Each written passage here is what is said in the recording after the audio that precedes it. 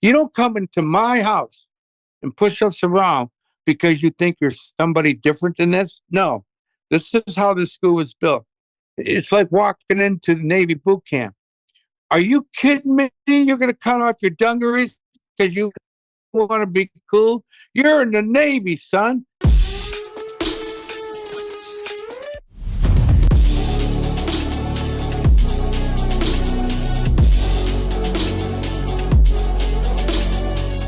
Welcome back, everyone, to another episode of Wellness at the Speed of Light podcast. I'm your host, Dr. Stefano Sinicropi, and I got to tell you, we have a special show for you today.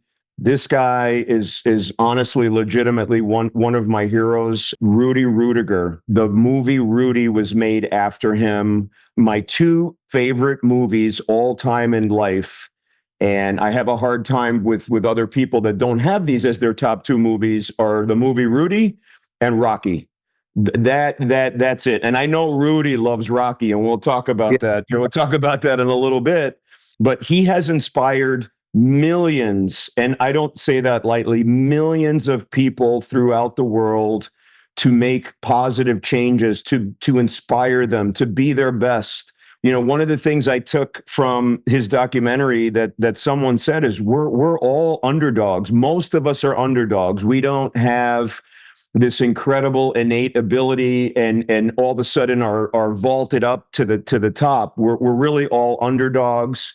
And these, millions of people out there have taken what he says and his inspirational message to heart. And he has continued to do this throughout decades of going out there and inspiring people of all walks of life to absolutely be their best. And I could not be more excited to have him on our show today. And it couldn't be more timely. We're in a time where a lot of people are lost. A lot of people need hope. A lot of people don't know how to make it to the next step. A lot of people don't have self-confidence. And mental health, as we talk about on the show, is so important. And having goals and dreams and not giving up on those no matter what is really a deeply human value. And no one better to talk about that today than Rudy Ruettiger. Again, thank you so much for being on the show today. I'm beyond humbled that you're on our program today. Well, Doc, it goes both ways. I'm very humbled, one, to talk to you because of how you took the challenge of what you wanted to be in, your success. I think we all have a story, all have a ladder to climb. And sometimes that ladder, we fall down a couple steps and we got to move right back up. But that's everybody. I think we go through life like everybody does, whether it's through relationships, health reasons, or just getting a job or getting an education, whatever it may be. I just talked to a plumber yesterday who came over to fix my spigot outside. Good looking young man, great looking kid. I said, dude, you had to play football. He said, I did. I played for the Packers. I said, wow, you're a plumber. You're probably making more money now than you were being a Packer player. He says, I am. He said, because I have a trade. Listen to what's important to this. People, when I grew up, trades were important. Being an electrical type of guy, being a mechanical type of guy, being a machinist, we kind of set that to the side. And our trades are so important. And having a trade is so important because it keeps you in the market, keeps you working. And especially if you have that skill. It's no different being a doctor, a lawyer, or anybody. You need that education. And same as a plumber. Plumber has to get educated to do what he needs to do. A police officer has to get educated in order to do what he's doing. So people who don't know and they get stuck at what they're doing, they're stuck in just laboring type of stuff. Going to work, coming home, and going back to work. I'd rather go back to work and find out what more I need to know in order to do what I need to do. And that was kind of like my strategy when I was getting out of high school, because let's face it, school's not the best place for some kids, especially me. I was ADH. I had dyslexia. No one had to teach me. No one had to They didn't know how to empower me, but they made me feel bad about who I was. And so that was devastating for me. But what helped me through all that pain was joining the military. And the military helped me straighten out my mindset by doing the simple things in life. Make yourself important for keeping your bed made, keeping your shoes shine, keeping your clothing in order. All that stuff you were taught as a child, because I'm one of 14, I thought was stupid, but I found out it was necessary in order to succeed. It also gave you confidence. That's where the mental health comes in. We need to know that we could do something to be somebody. What can you do to be somebody? Let's start with simple tasks. Just make yourself feel good every morning. Make your bed. I mean, that's simple, but it's also a success step. You know, when you plan on a business, you have to have goals. You got to have plans. And sometimes the simplest plans is showing up for the deal. Just show up and do the work.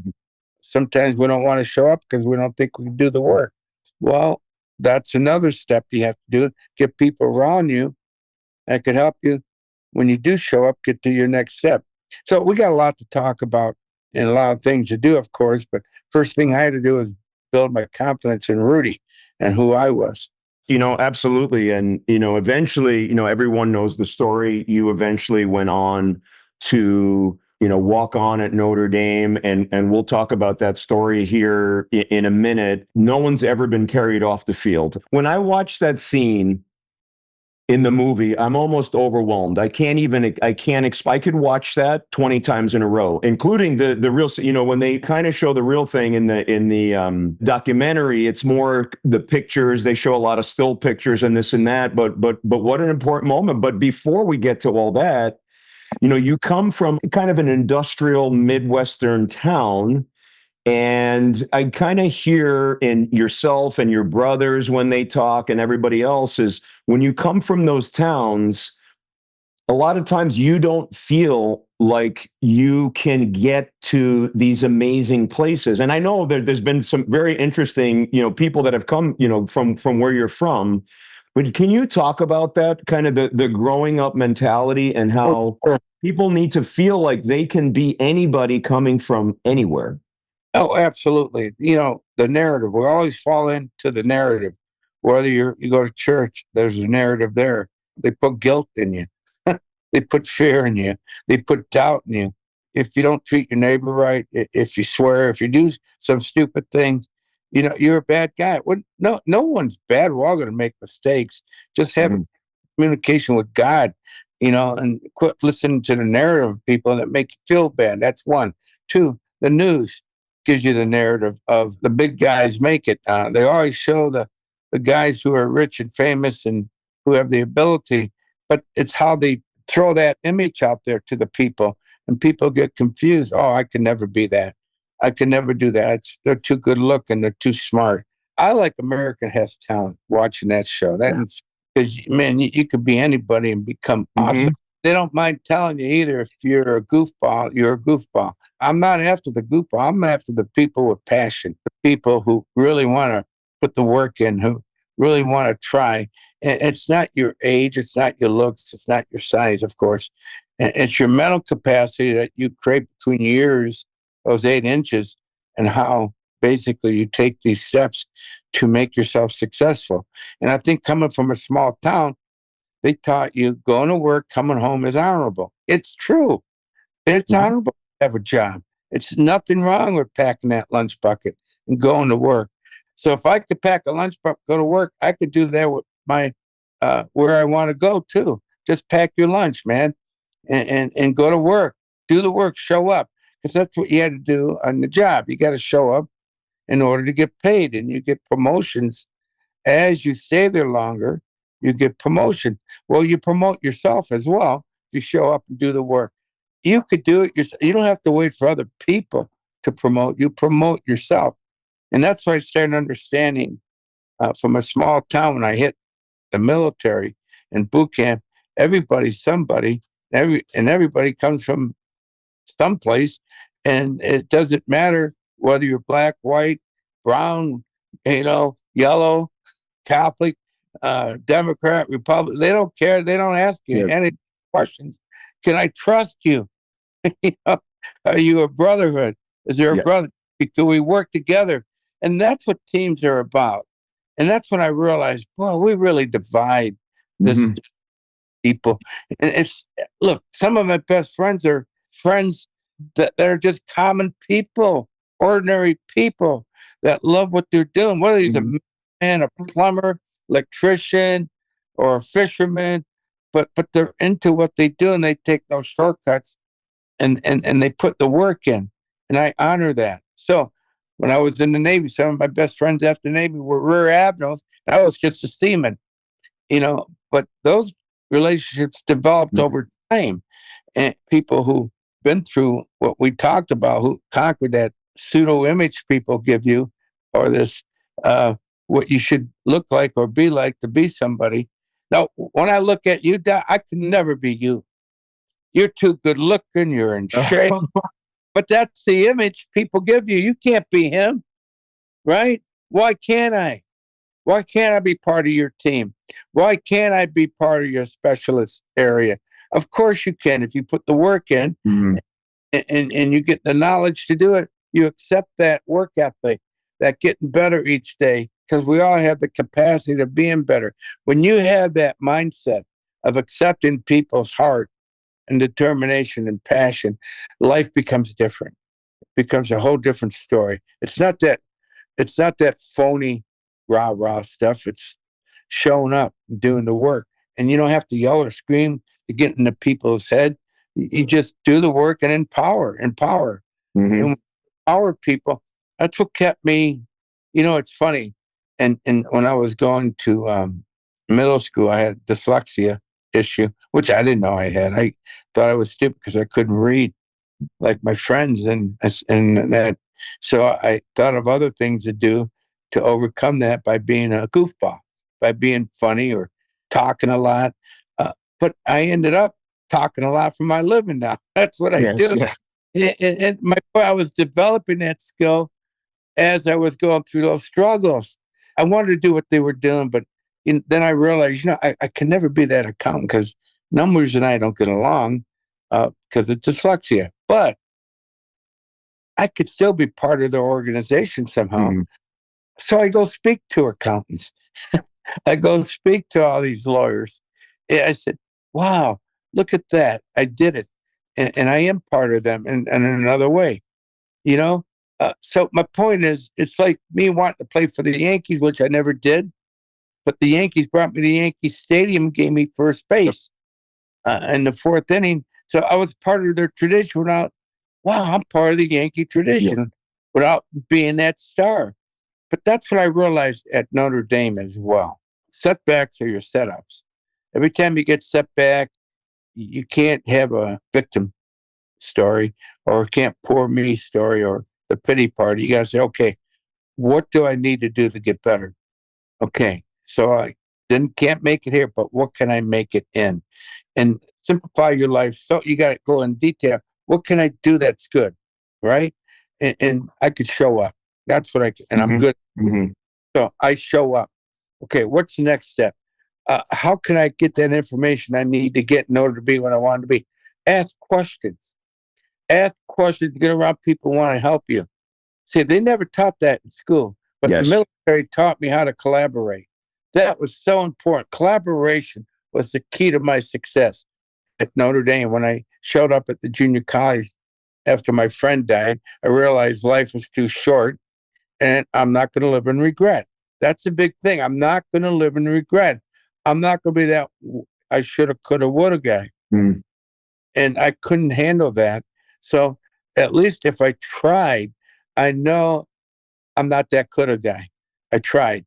And if I didn't make it, I made it somewhere else in that journey. And that's why I accepted it.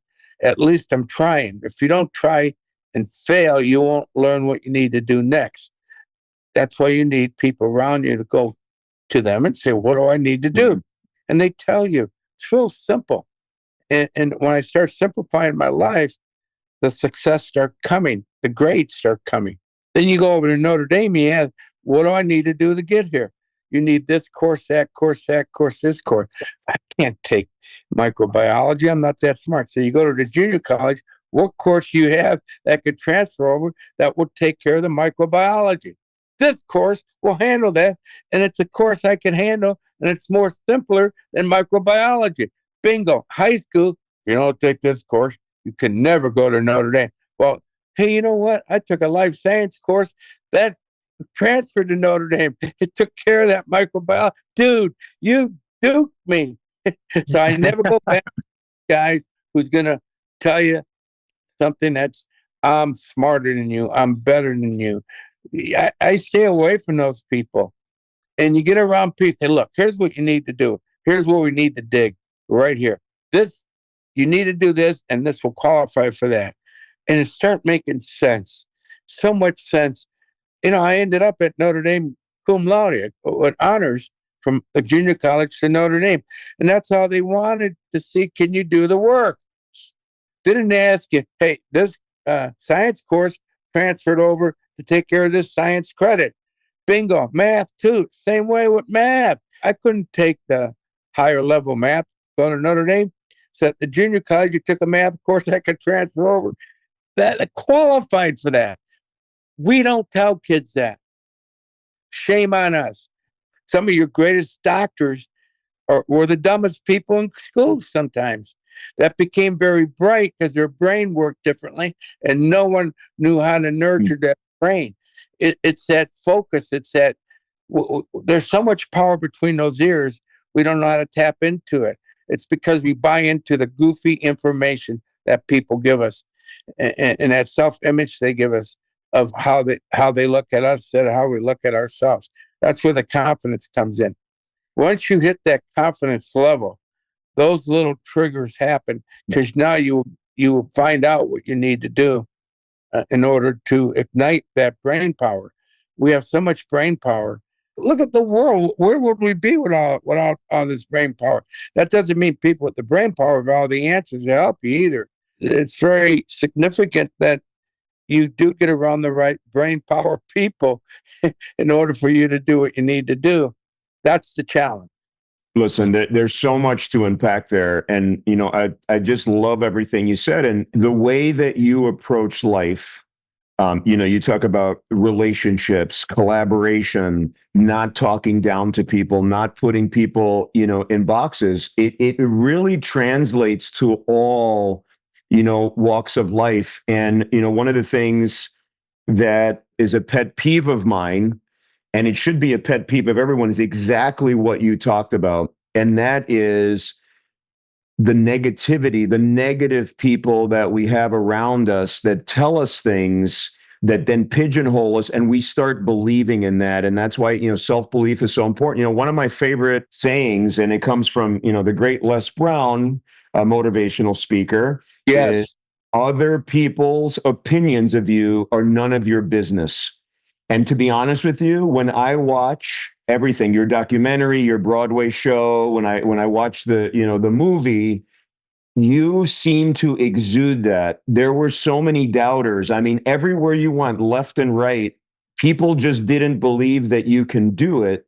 And you just basically, you spoke it into existence. I mean, I'm getting goosebumps now just talking about it, but you don't listen to those people. And I really want to impart that to not just the youth, but really to everybody, because I see so many people, including even my patients, my colleagues, these people around, where they let these external influences, even when they are so deeply passionate about doing something, they let it really cut them down. You didn't let that happen. I'm not saying you never had doubts, right? That a lot of that's not, you know, shown, and you could talk about that. But the truth is, to have that persistence and perseverance to overcome that is one of the skills. People would call it a soft skill. I would call it a superpower. It's a superpower we really need to train people on, because when we talk negative, when people absorb the negative talk, or when we do it inadvertently, like if I talk, I'm very conscientious of really not trying to ever put anybody down or quash anyone. When we do that, we really can destroy people's dreams, destroy their hope, put them into depression, put them into anxiety, and all these other stuff. So teaching people how to have the superpower of tuning out that noise. Yeah, you could take some of it in if you want, but it's really the closest people around. You have to find those people like you found in the Navy, like I'm sure you found it in the janitor, you found it in some of these other people that are going to encourage you. Everything else is just noise. I mean, what are your thoughts on that? Wow, you hit so many key points because there are levels of what you talked about, of course. Let's go. The planning. I think the planning is so important for what you're talking about. How do you plan on something you really want to do then? Why do you tell people what you want to do then? Why do you go to someone and say, hey, I want to be a doctor? And their opinion of you is, what? Yes. You? Yep. And why would you want to go to him, first of all, you want to show him that you're smarter or you can be somebody? Guess what? You're already somebody. Remember that. You're already, so you don't got nothing. You don't have anything to prove to him or anybody but yourself. You need to prove it to yourself. How do you do that? That's where the strategy comes in. That's where the hard work comes in. That's where the disappointments come in, because a lot of people you think believe in you don't believe in you, and they're going to make you feel bad. And you're going to say, wow, I thought you were my friend. No. Why are you looking for a friend? Friends come naturally when you do the right thing. You can't buy friends. You earn that, and the friends show up. So once you learn earning is the main thing, you don't become a loner. You become an enabler. You enable other people to become somebody by you letting them know they're somebody. And in turn, you feel good about that. So make yourself feel good by helping other people. And I think that was the key. I always wanted to help other people, and they, in turn, help me. So that helped me develop so that was the first plan. I had to find out who I had to get around in order to be that. Just happened to be that one person at work that we would have our chats with at break time and talk about our goals. And he said one day to me, "Why are you wasting your time here?" Mm. I said, "Well, I don't think I'm wasting them. 40 years from now, I get a gold watch." He says, "But that's not what you want." "But I get a retirement." "That's not what you want. Rudy, all you talk about is Notre Dame, and you want to get there academically, and you want to get there athletically." And I said, that's so far fetched. That's a fantasy. He says, "No, it's a dream. God given you a dream, my brother. You're not taking that advantage. It's going to be a little tougher. You're living in regret." And that's what I'm living in regret. I could have done this and I could have done that. Unfortunately, I bought into the doubters. I bought into the system of this is where you belong. And I don't belong here. I've been here 35 years and I still don't belong here. He says, "Don't live in regret." I said, "Well, how do you do that?"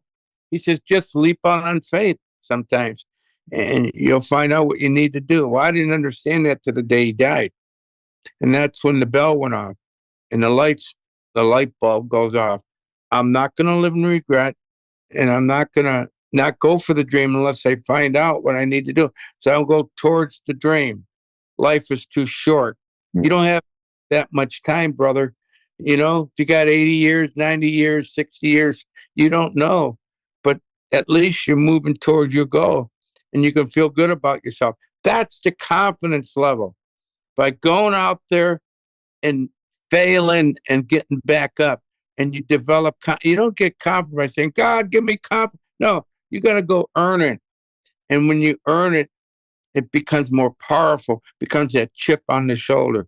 See, if we don't have that chip, you got to have that dream bigger than yours. And if you don't do it for someone else, if you're doing it for yourself, you're selfish. You have to learn how to become selfless. When you want to quit, think about your father, think about your brothers.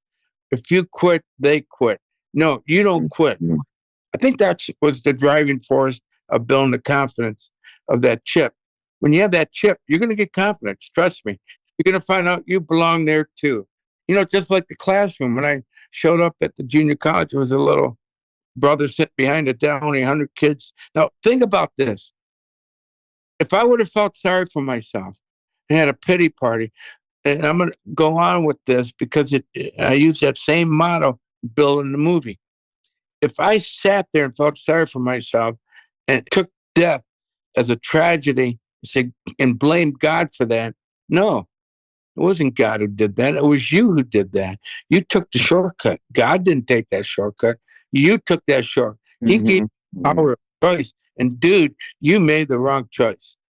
And that's what he did. He took a shortcut with his job because he took shortcuts all the time.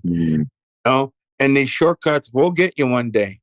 It's no different than driving, like texting. Oh, I gotta wait. No, one day you're not gonna get away with it. So don't text. But don't talk on the phone like you should when you're not supposed to. All these little things add up, and you get in that accident one day. Oh, it caught up with you. That's because you weren't disciplined. Discipline is the key. And don't do something you're not supposed to do. My point is, I did not want to live in regret, and life is too short. And guess what came next? Called hard work. Nothing wrong with hard work. I was hard at the power plant, but it wasn't getting me anywhere. Well, it gave me a promotion when I earned it, maybe. Gave me the next level of pay, but that's not where I wanted to be. I wanted to go to Notre Dame. Well, go towards your dream. I went towards the dream, eliminated all those thoughts of negativity, and stayed in that positive fantasy lane. I call it fantasy lane because it was fantasy until you hit reality. You sit in front of a little brother at the junior college, said, hey, I want to go to Notre Dame. I was in the Navy. My friend just passed. He told me never to live in regret. And he says, you need a plan. We're going to do a plan. He never asked me my past. Why? Here's why. I was in the Navy. You're already successful. I was in the Navy. I know what you had to go through in order to be a success. So you had to make your bed every day. You had to fold get your foot locker in order. You had to do the little things so you can get an honorable discharge. And whatever you did out at sea or whatever job you had, you did good because you got an honorable discharge. So to him, you're already a success. He didn't ask you your rank or rate. He just says, okay, good. We need a plan. He developed a simple plan. He asked me 3 questions. Can you show up every day for class? I said, yes. Bingo. That's going to be a start of your A. 2, can you ask for help when you need help? I said, yes. He said, you need to now. You need to ask for help and develop a plan of people around you that could help you learn what you need to learn. You do those 3 steps, you'll get to Notre Dame. But what courses do I need, brother? He says, I'll get those in line for you. I'll get you the courses you need to take so you can transfer. That's my job. You do your job, I'll do my job. And that was getting in the right frame of mind with people that can help you get to your level. So I did need a plan. And the plan is jumping on in faith. Leap out and eliminate the thoughts that people gave you. And don't go back to that environment that gave you doubt. Why would you do that? Why would I go back to my high school counselor and say, hey, I want to go to Notre Dame? What do you think he's going to say? Rudy, are you nuts? Are you kidding me? Dude, you're lucky you got out of high school. I'm not going to go to that goofball. Go to the brother says, we need a plan. And because I didn't have a victim mentality or a sympathy mentality, I took what he said. Don't live in regret. Life is too short. That made sense. Whatever happens to you, you got to move on. You can't live in that past. You got to move on, grieve and move on. So I had to learn that. And we still learn that today, by the way. And those are part of it. It's kind of like once I got to that junior college, I had to develop new friends. And the friends I developed, they come automatically because you have a positive attitude. And when you have a positive attitude and you're enthused, you're going to get the right people that want to help you. And it's funny because my tutor today is a federal judge that tutored me at Notre Dame. He's the federal judge in Miami. He still tutors me, by the way. In a way, whether it's through life or whatever, he will tutor me because he's a man of wisdom, man of God. He's a good man. And I tutored him too, by the way. I did things for him that he couldn't do. So there's a relationship that you need with people. Help him, help you. And that made sense because I didn't judge myself whether I was smart. In high school, I would say, I can't hang around that guy. I'm not that smart. Geez, he's taking microbiology. He's taking algebra. He's going to ask me, and I won't know because I'm in wood shop. You know, I'm a dummy, man. Well, guess what? Guess who you call when you need your house fixed? Yeah. The guy in the wood shop, the guy who was a mechanic, the guy who was a plumber. I said, my God, these guys are important. So everybody has an important step in their life. And anyhow, I don't know where I'm going with that other than I get excited when I talk about the plan. The plan is simple. No, the absolute. People want to help you. Get around people, give you goals you can accomplish. That's the plan.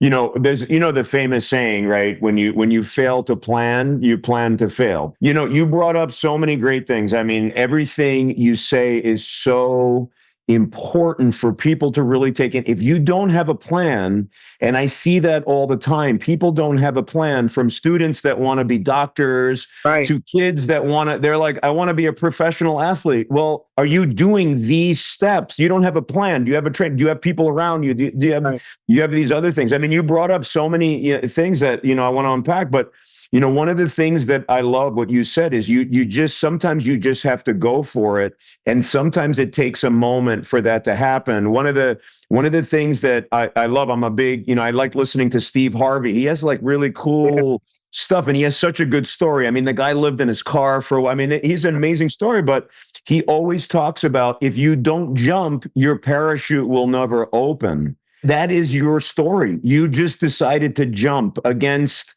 you had so many things stacked, against you. But before we get like deep into that about when you just decided to jump, I just want to talk about moments. And there's and there's such key moments in your life, and we could all harken back to things, that have happened in our lives that have made such a difference. And it's so heartbreaking that and it's portrayed in the movie. And I think they showed the accident different than what had happened. Obviously, it's a movie, so they have to show it a certain way, because I watched the documentary, and obviously it's a bit different.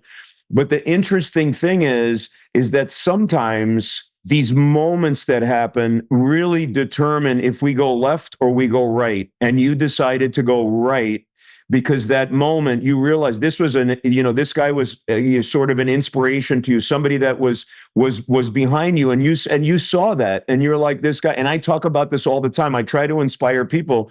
We take care of a lot of trauma and things like that. We see people going from completely normal to they're completely brain damaged, and it's a non-reversible, or they're dead. All these things happen. And every time I see that, it makes us realize how little time we have, how incredibly valuable our time is here, and how every single moment counts. And so can you talk about like that it's just a moment in time, but it was such a change for you. I mean, you literally completely changed everything because you saw it. You said, I'm not going to do that. I don't want to live a life I don't want to live, and then just die tragically and then have those regrets. Talk about that a little bit, those moments in time and how critical they are. Well, here's the key to those moments. It's your faith. It's not being a Catholic or a Mormon or a Baptist. It's your faith in God. And you got to have faith that there is a God and you're not him and they're not him. All right.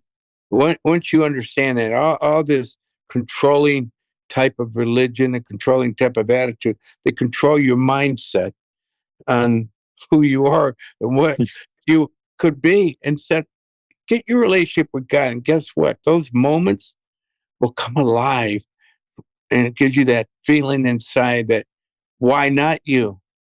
Why can't you? Why aren't you doing it? Type of feeling. Remember I talked about earlier about the chip. You need that chip. And chip is good because what you're doing is work ethic. Like I met the late Kobe Bryant, and he became kind of somewhat of a hero. I became a hero to him, not knowing I was a hero. Yes. You could look at that YouTube, Kobe Bryant, USC, Rudy talks about it. Always intrigued by his work ethic. I was intrigued by spirit, intrigued how he handled disappointment. And I was intrigued by how he handled his bad choices, how he came back. and what he did about it. I said, well, I'd like to know that guy, but you can't call up Kobe Bryant and say, hey, Kobe, Rudy Ruettiger from the movie Rudy. Yeah, so what? You're never going to get to him. Here's how it happens. God will put people in your life that's supposed to be in your life if you allow it. So my daughter's singing the national anthem at the LA Lakers game, Sacramento Kings. And I forget, we're there 2 hours before the game, getting rehearsal down with her. And there's nobody in the arena except the people giving Jessica her rehearsal cues. And all of a sudden, this guy comes out, starts shooting the basketball.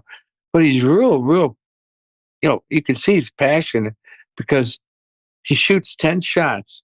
He swishes and he goes to the next point. He shoots another. He's on his eighth shot and he hit the rim and goes back to his first point. He can't hit the rim. He's got to swish. That's called focus, right? Yep. Watching him. And all of a sudden he looks over towards where I was sitting with my son. He said, hey, Rudy. I said, well, one, he's not talking to me. That's Kobe Bryant. There's no way he's talking to me, right? Hey, Rudy, Ruettiger, you the real Rudy? I said, yes, sir. He comes walking over with his basketball. He gets real emotional. He says, is this your son? I said, yes, he is.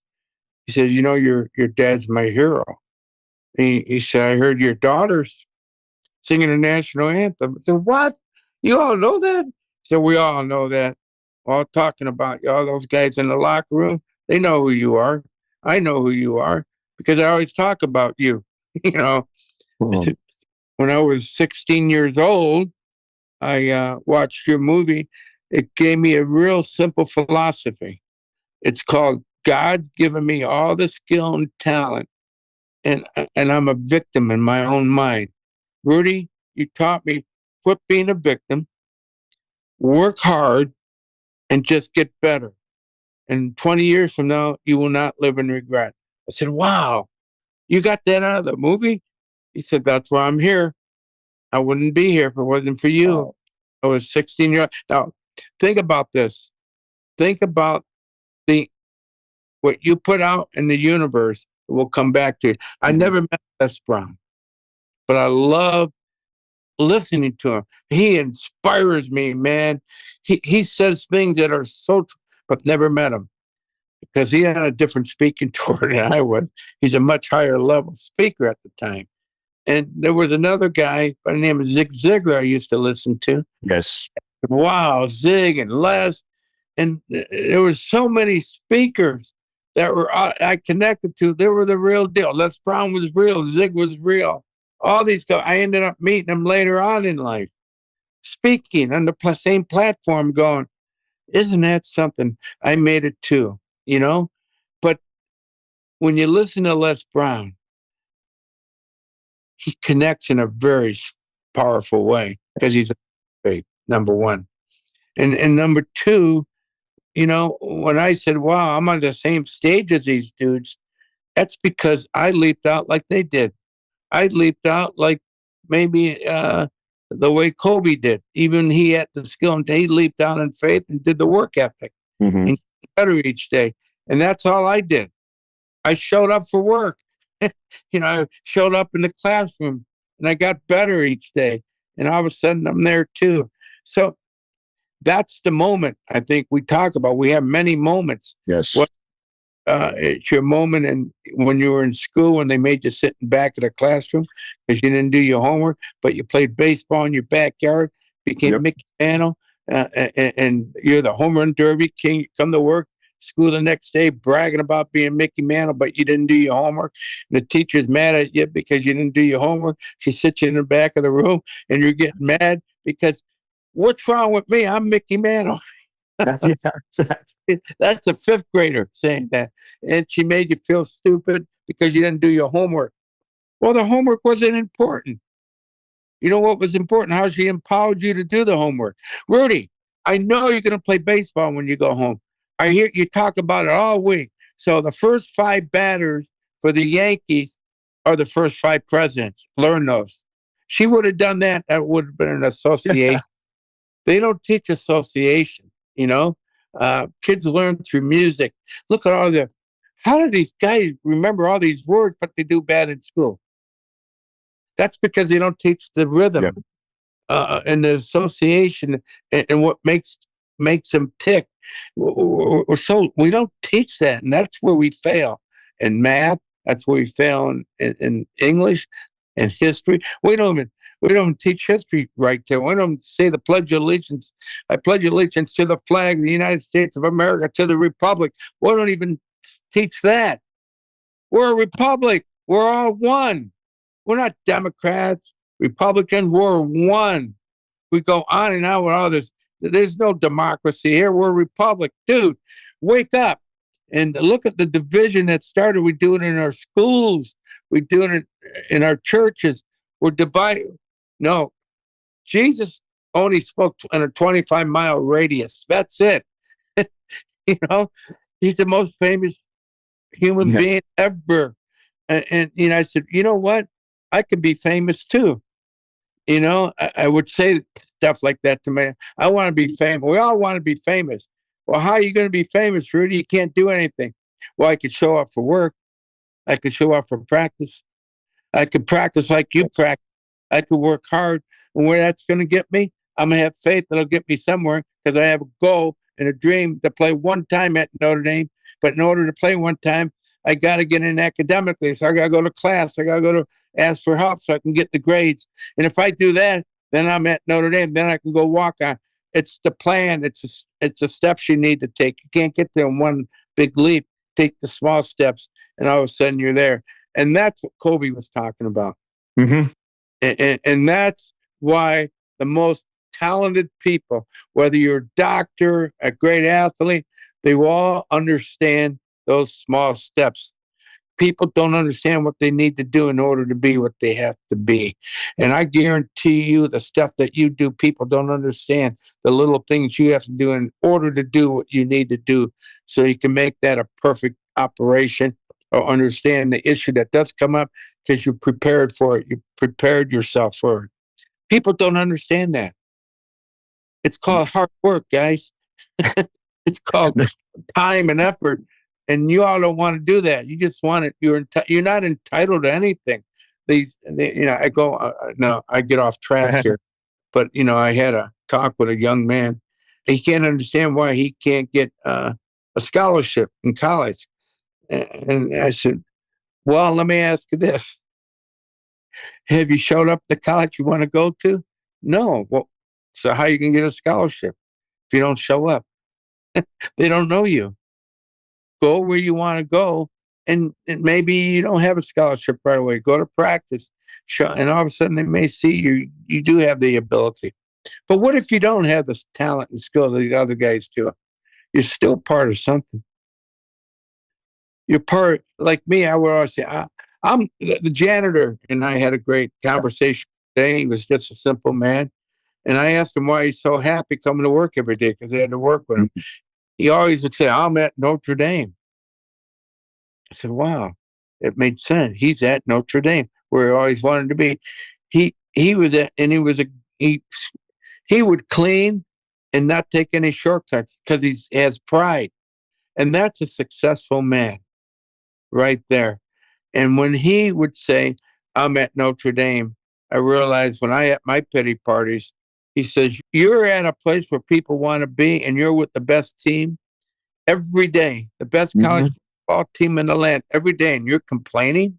What are you complaining about? I love what you're saying about we do live in a culture where people feel that they deserve stuff without putting in the work. And it's hard to see it. I mean, I talk about this all the time, and you're right. And I appreciate you understanding the depths of what it takes. Like, for example, to become a surgeon or to do this and that. And only when you really have put that work in when no one's watching and have a plan and do all this other stuff, can you achieve these things? But that's no different than being a great plumber or whatever you want to achieve in life.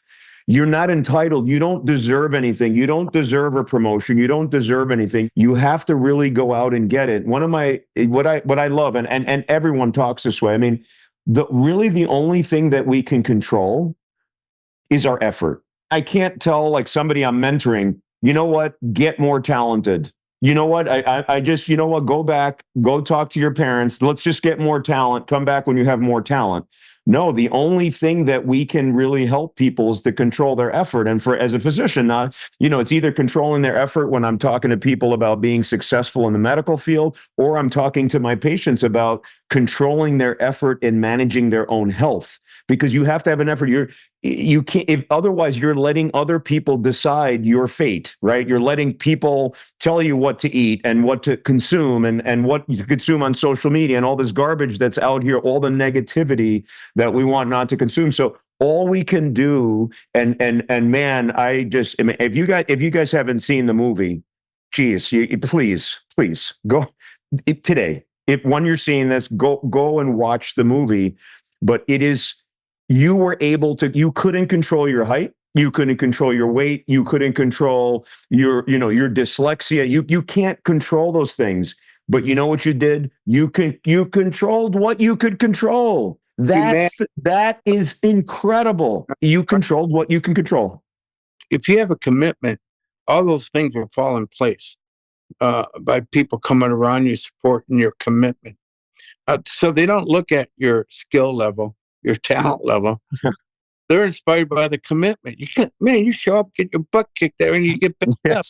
What's that about? You're never going to play. You're never going to suit up, but you're out every day acting like you're part of something. That's why it's important. That's what the janitor was saying. I'm at Notre Dame.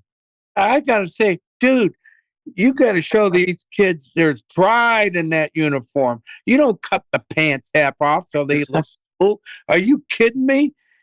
Stop it. You want to say that to him, but you can't because he's a good guy. He's going to learn through his failures. And no one's ever asked me whether I should say something to him or not. It doesn't matter, dude. So they come back the next week and the same thing, but they beat the team. So one guy calls me, he says, well, it wasn't their pants, was it? I said, yeah, it's still their pants. They don't respect that uniform. When things get tough, guess what? Those guys are going to lay back. They're not going to fight forward. Trust me. When there's a commitment there, pride, and for what that university stands for, becomes a totally different football team. And dude, you better understand that. You're at Notre Dame, and this university is built on pride. It was built on that uniform.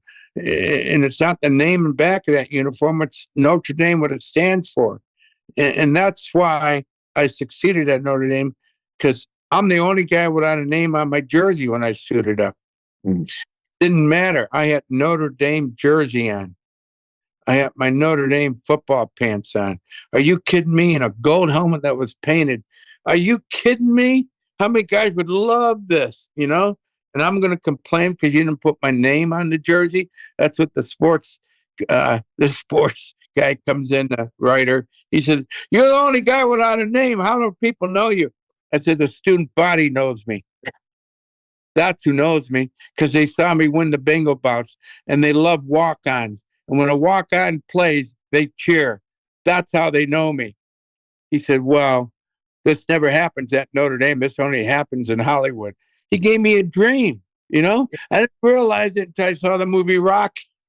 I said, that guy makes sense. The story of Rocky makes sense. He delivered an awesome message.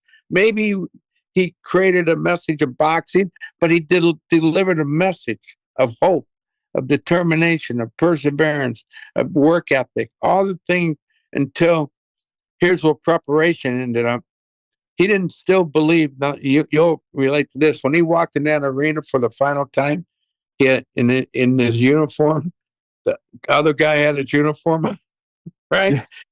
He said, oh, man, he's got my shorts, right? And you're going to, it's not the shorts, dude. It's the guy inside the shorts. That's right. And it's interesting, when he got in the ring, he still didn't believe until he got hit. And what kicked in? That preparation, that chip on his shoulder, then became a warrior. We're all warriors when we prepare. Sometimes you need to get hit in order for that to be woken up. But preparation is the key to that. You won't wake up. If you don't prepare, you get hit, you won't wake up. It's interesting because in the documentary and kind of what I got from the movie and reading more about your story and listening to you on Broadway, you talk about this persistence, this always going. And, your brothers kind of laugh it off and, say he was a pest and he was this and you were on camp. So there, it goes from like when you were at Holy Cross, always being on you said you were more on the Notre Dame campus probably than you were on the Holy Cross campus, but also your persistence as far as applying over and over and over again, despite getting, rejected. And that is something that is really deeply inspiring about the movie, because so many people, they try and try, and then they feel like, hey, I didn't get the reward. And then eventually, even though it's everything to them, they just say, you know what, the hell with this. I can't do it. It's just too much. Can you talk a little bit about that? Because you are literally personify. If you just say the word persistence and Rudy, it's the same word. It's like, it's that you're the personification of that concept. Can you talk about that? Yeah, well, I think we all have it. It's sometimes we have this, I call it a dream. The dream, they're kind of fantasy dreams. They're more fantasy driven than anything. I wish I could sing, and you can't sing. But that's a dream. But what's real is what you want to be. And we call it a dream. I call it, that's what I'm supposed to be. It's where I'm supposed to go. But sometimes we need to finance through different ways. And you have to conquer that by persistence of your belief in yourself. And I think that's the key, believing in who you are, that you are somebody too. It's so hard to understand that. And I've seen people conquer all kinds of, from levels of a disease, from a tragedy. Mm-hmm. Now, I meet a lot of successful. I sit with billionaires, and I like to get up and just leave, because they have no interest in me, or no interest in anything other than their ego, or they just want to be. It's, you could tell right away when you sit with someone. They talk about their homes they have, the cars they have, the clothes they wear, and all of a sudden it's not about you; it's about image. They're after the image instead of the dream, but they have the skill and talent to get the image. The dream is something, is more powerful than having all the money in the world, and than having all the cars and homes. I mean, that's a fantasy. Yeah, okay. So you got your fantasy done, great. But what's your real dream? They don't know. They don't have a dream. They just have the ability to make a lot of money. They have the skill to do a lot. That's what Kobe. If you listen to what Kobe's saying, Mm-hmm. it is so powerful. Rudy, I have all these blessings, all these skills, and all this talent. But what good is all that if I don't put the work ethic in? If I don't help other people get to where they need to go? It's a waste of my time. Mm-hmm. I work for my teammates so they can become better. I work hard so I can inspire them. And that's the dream. That's a realistic dream. That's called real hard work and sacrifice. I meet a lot of people. I get more out of a guy that's doing his dream, like the plumber. He looks like a little grease monkey. I said, dude, this is the guy fixing my overhead door, and he's only 22, and he's all excited about what he's doing. I said, how'd you do in high school? He said, I dropped out. I said, but you got a skill. He said, my business has exploded in the last 4 years, because people don't, I want to service people, and I want to fix their problems. I said, bingo. He got the education in a different way, and he's helping people get rid of their problems.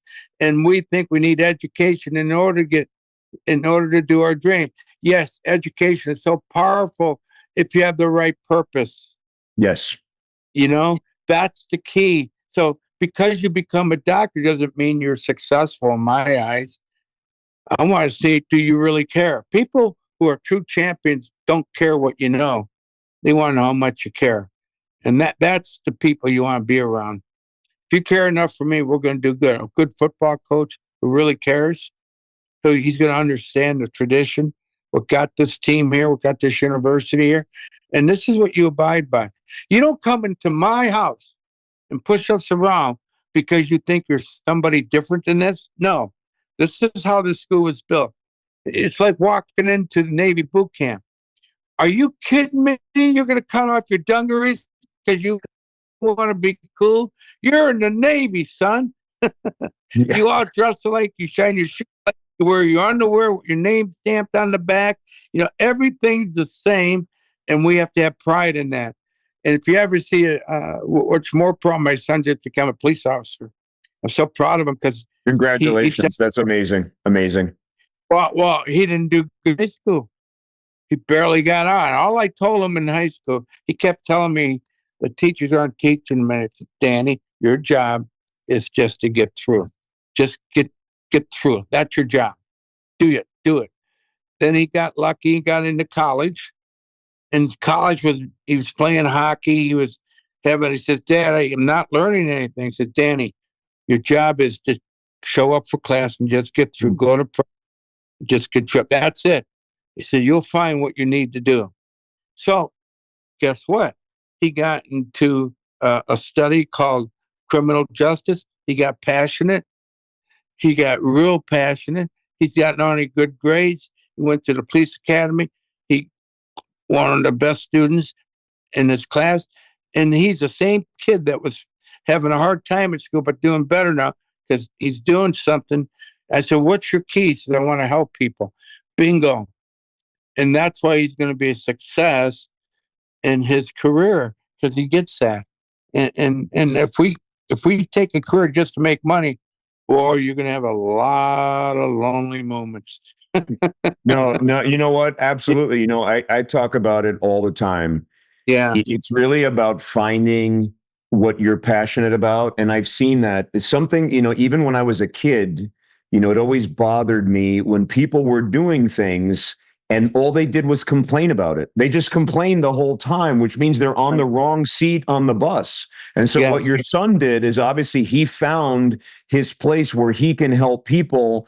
And again, me with I just have these things floating around in my head that people say, but Denzel Washington, right? One of the most selfish thing you can do is help other people. Right? Because that is so gratifying for us. And I love doing it as a physician and now as like this, wellness advocate and just trying to get the message out of people. And it's not just about wellness, what I'm trying to do. I want to get your type of message out where it's about being your best self, really understanding what do you want. We have one at bat at this thing. As far as we know, we have one at bat as far as we know.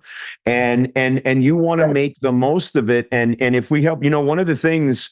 Now I'm going to go off track because we're all going, but one of the things I heard, which I just love, and I don't remember who said it, but it was mentioned in the documentary is if everyone in the world, if every person were to light a candle, it would make the world a much better place. And you've been able to light a candle and light a lot of other people's candles. And if we all found it, and your son found that in the police academy, and I feel like I found it in what I'm doing, but if everyone just kind of found like, what is it that, how can they help the world, but also, just be of value to your neighbors, to people around you, to just, we can be better than we are now. And I think that a lot of our problems just stem from the way we treat, like we're just in the wrong place. There's just so much discord and discontentment. People are just not happy. And if they just found, what they're doing, then they're going to wake up, rearing to go. I get up in the morning, I'm ready. I just want to go out. I want to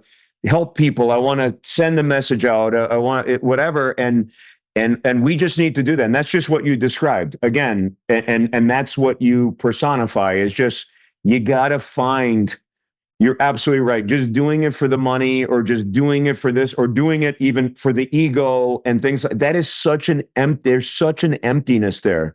And you said it right. Having that jersey on, I love it. Going out on the field, it's good enough just to wear the Notre Dame jersey. You don't have to have your name on it because it's not about you. Love it. Yeah. And what's interesting too, I like Denzel Washington. He has the right spirit. I don't know if that's what you meant or not, but he's truly he has a giving soul, that's for sure. But here's the thing that confuses people, and I think we hear this all the time, the narrative: be nice to your neighbor. Well, you gotta get rid of the bad guys, coach. You know, you gotta get rid of them. By that, not don't allow them in your culture, Yes. because they're really not cool. So if you want to be bad, you go back over there and be bad. Don't be around me. So I'm gonna put you on a bus and I'm gonna send you to the bad corner where you want to be. You don't belong around us. And that's the challenge. I just spoke to 140,000 prisoners in Texas. Wow. And they all have their iPads, right? But as you walk down the center of the prison lanes, because they have to walk within that white line, and I can walk down the center. And all I heard was Rudy, Rudy, because there were prisoners that connected to the message. Hey, you're not a bad guy because you made a mistake. Hey, if you're a bad guy, you made a mistake and you got to be here. Why don't you do something good that you could be part of then? Yes. Yes. So I get in the mail months later this beautiful, unbelievable Notre Dame medallion that was made in metal shop by this prisoner. He's a lifer. This was his passion, and Wow. boy, good at it. The message is, hey, here's who I am. I got to be the best I could be right now. Mm. I'm going to help other people be the best. And that to me is success. We're all in prison mentally. Yeah, that's You- bingo. Bingo. and it's how you get out of that prison. It's like, as we were talking, we got interrupted by the storm. That was my son. He's got 2 weeks off after the academy. He's such a different kid than when he was before he was in playing hockey. And I asked him, what's the difference between hockey and the police academy? He said, brotherhood. I have brotherhood. People care about me. And that's all he was looking for.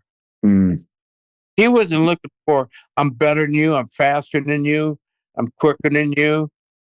He felt bad going to hockey because he didn't feel like he was part of the team. That's what teams do when you don't have a good coach. A good coach will empower those thoughts, bring them together. You see teams that win, it's about love.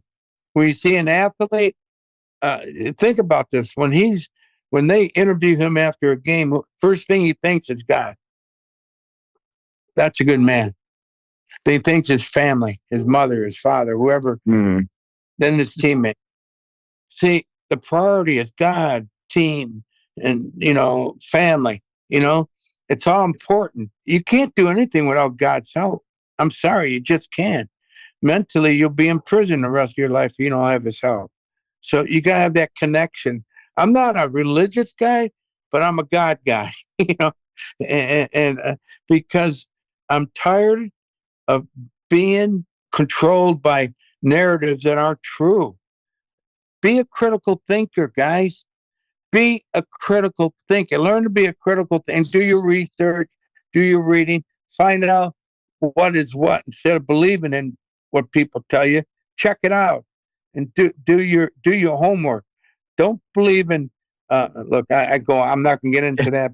Well, I But would say, well, I would say this. I would just say I'm 100% with you. One of the mottos that I got from my good friend Margaret, and I use it now all the time. It's really a mantra of mine. Is I tell people as far as just health, right? Because I do a lot of speaking on health. yeah, That's kind of the thing. But it's be the CEO of your own health, and exactly what you said. Don't listen to the narratives out here. People are trying to sell people all kinds of horrible food products and shove all these pills down their throat and all these other things. You need to learn for yourself what's available, what others have done, what are people that really care about you thinking about these things. And I'm trying to be one of those people that's getting this message of health and well-being and mental health and physical health and chronic and managing the chronic disease stuff. And you're right on. Yeah, I know. And I know where you want, I know where you're kind of, going with some of these things. and I think the most powerful thing you and I have going for us that we understand simplicity is the most complicated segment of our life, but Mhm. it's worth it because simplicity means you got to do the work, you got to show up, you got to overcome, you got to be persistent, you got to Yeah. persevere, you got to be committed, you got to have loyalty. And I will go here. Yeah. I've asked this question 3 or 4 times this past couple of weeks by sports guys. What's the problem with Notre Dame? They would ask me. I said, it's simple. There's no pride. What do you mean there's no pride?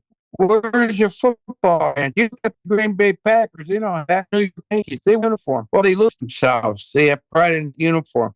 They got the haircuts right. Everyone has the same haircut, or your hair can't touch your ears, all that stuff. It's because of the pride they have. Walk into a Yankee cheese or whiz, when I went into the locker room, it's like, oh my God, everything's so in order because of the pride.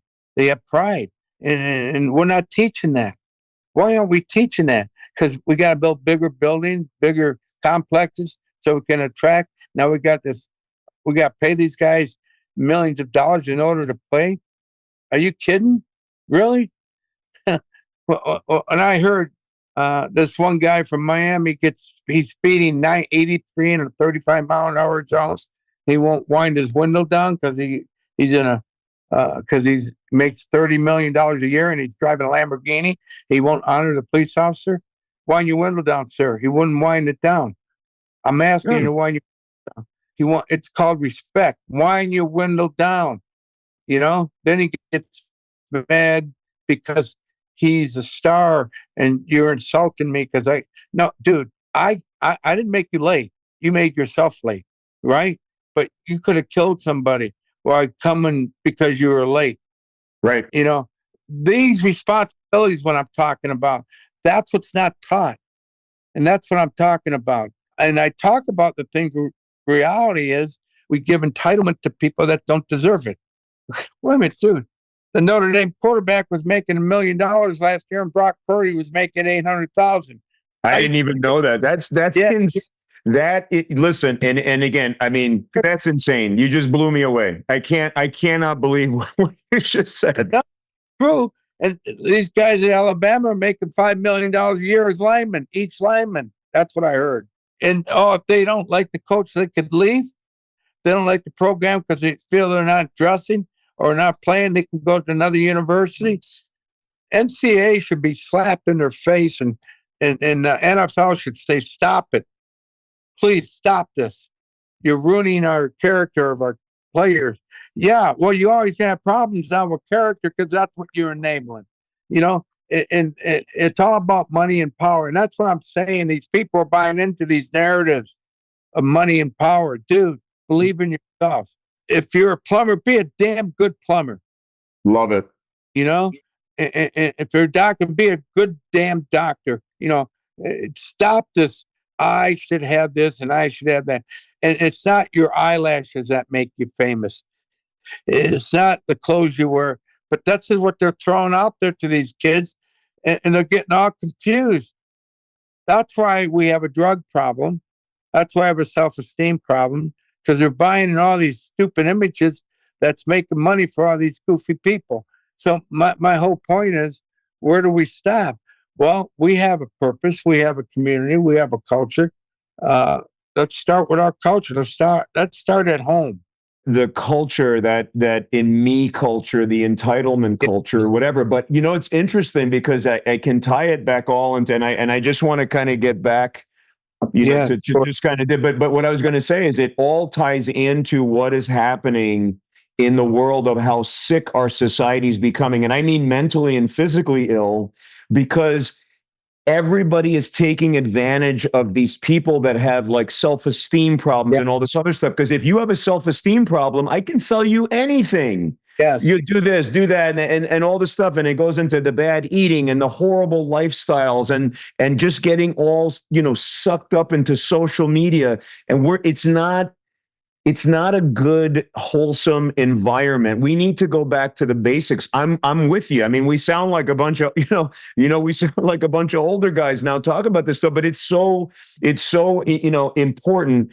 I mean, we could go on forever, but I want to talk about one of the things that, again, going back to moments, and one of the most, I think, when you open that letter, Right.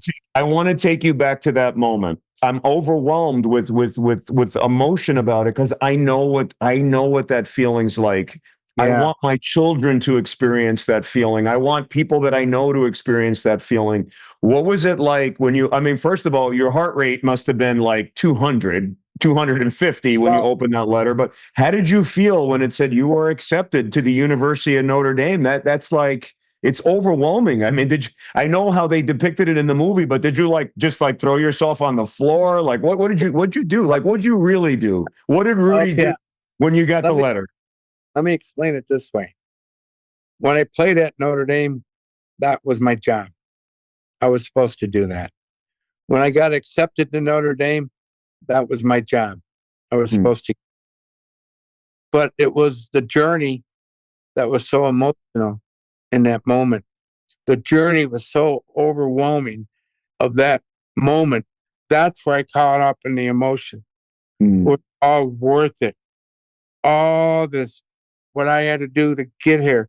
Now, when that letter came, it was a little thicker than the original letters. The one thin, when they were thin, I knew it was bad news. But when it was thicker, I knew because all the guy told me at Notre Dame, the admissions, I said, I never went to them and said, how come I didn't get in? I went in, what more do I need to do? Just keep doing what you're doing. Keep doing what you're doing. Keep getting your grades, keep coming, blah. We can't promise you anything, but keep doing what you're doing. When I got that thick letter, that's what came to me. I kept doing what I was supposed to be doing, and all the hard work paid off. I'm in. It was very emotional to explain that to your friends. And you had a very private moment of joy. I did it. It was worth it. It was like getting through boot camp in the Navy. I did it. It's like the only time my dad hugged me is when I got through boot camp. you know, he shook my hand when I got in Notre Dame. So what's the difference? Because I became a man in his eyes when I got in boot camp. He knew I was already a man. Now do the work. And when you do the work and show up and be consistent and persistent, you're going to get in.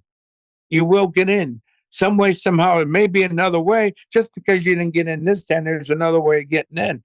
My way was a junior college way. Hmm. And being around campus, being around people, and developing, I call friendships. And when people like you, they want to make sure you win. I think that's the hard thing to understand. That people want it right away. Like, Yep. my daughter, entertainment, she went to the Boston Conservatory. She does the cruise lines now. And, she's very talented, very skilled, very good girl. And she had her tough times at Boston Conservatory because the weather is not the best. It's cold, it's rainy, vague, it's always sun. And she struggled with that. And she also struggled sometimes with different types of spirits of attitudes at the conservatory. It's called drama. So she had to learn to deal with all that. But here's my point: just stick in there, Jessica. You'll get through it. Develop your character. You know, the disappointments will come. Just develop and get through it. And she understood that, and she became a success. And you can't. Her character is very strong now, and her belief in herself is very strong. But she also hung around the right people. So I'm not using my daughter as an example. I'm using everybody could do Hmm. that. Yes. Everybody could be a Rudy, but not everybody can be a Joe Montana. But everybody can be a Rudy. But everybody can contribute to Joe Montana's success some way, somehow, because he was on the same team I was. Yeah. And because I worked hard, other guys worked hard because they got inspired by my work ethic. And that's why I dressed, is because they felt it was an injustice for the NCAA to come up with the only rule my Mhm. senior year, the only 50 guys could dress when Error would dress 110. They thought that. So an injustice creates an opportunity, is Mhm. my. So once you understand that, and because not everybody will understand that, so some of the guys will think it's a joke that you played, or think it's a joke that they carried you off. It's no joke to those four guys that carried me off. They were inspired. They didn't do it as a joke. And one guy who carried me off 15 years later after the movie, his family writes me, asks me to send him a Rudy jersey to put in his coffin because it meant so much to him. Wow. Because he stuck it out. He wanted to quit Notre Dame. So we put his character in the janitor, if that makes sense. So all these stories you have, you do composites and embellishments. What if you heard in the movie happen one way or another, but not the way you saw it? So that's why the message is so important. All these people you meet in life are so important. Mm-hmm. There's a lot of lessons you learn through other people and how we respond to the disappointments instead of reacting to the disappointments. And I don't know. I think it's so important. I learned a lot from guys like yourself. And like I said, I love Les Brown. My God, he's so powerful when he speaks and how he tells. I listen to him all day. It's the rhythm that God given him. Yes. That's that talent to help people. I think we all have that in some way, whether it's a smile or whether it's a gratitude moment or whether it's helping a guy get through or just having a good sense of humor. If a guy's having a bad day, just show him it's okay not to be okay. You'll get through it. And that helps. That's why I love people who understand that. You just brought up a great thing, and it's inspiring. Obviously, you inspire us in a way that is way above the normal everyday thing, but it really applies to every day. I talk about this all the time. When you work really hard and people see that and you come with a positive attitude and you're always, guys, we can do this, let's go. It's the same thing that, in surgical teams or in whatever, if you work at an industry and you're in management or you just work on the floor, like you're building cars at the Ford plant, whatever it is, people have to understand that stuff, man, is infectious. And so the way you bring yourself, you inspired your teammates to be better. And I love in the movie, you keep saying, and again, obviously it maybe you didn't say it exactly that way, but you keep telling people are like, why are you going so hard? And you just say, because if I don't go this hard, I can't help you to be better. And Right. It's so important. Talk about that. That lesson is, that is so important. That's why when I see people going at a suboptimal pace, you're not inspiring those around you to do it. That's infectious the other way. But when you come in and you're positive and you're going 100 miles an hour and you're like, let's have pride, guys. And it could be like, hey, we work for Ford. We're going to make this best car we can. Everybody rallies around that. Talk about that. Yeah, that's an important concept, an important element of energy. Because that energy is infectious and it is contagious. And not the entitled guy, you can even help an entitled guy. Because that entitled guy sometimes quit because he doesn't think he's getting a break. But if he sees you working hard, that will maybe inspire him to work a little harder. So rah guy, but be consistent with your work and have that little chip that we need to get better in a positive way. Well, how do you do that, Rudy? Well, you going out and doing with Kobe Bryant, get out 2 hours before the game and shoot the basketball. Because when there's 1 second left in the game, give the ball to me.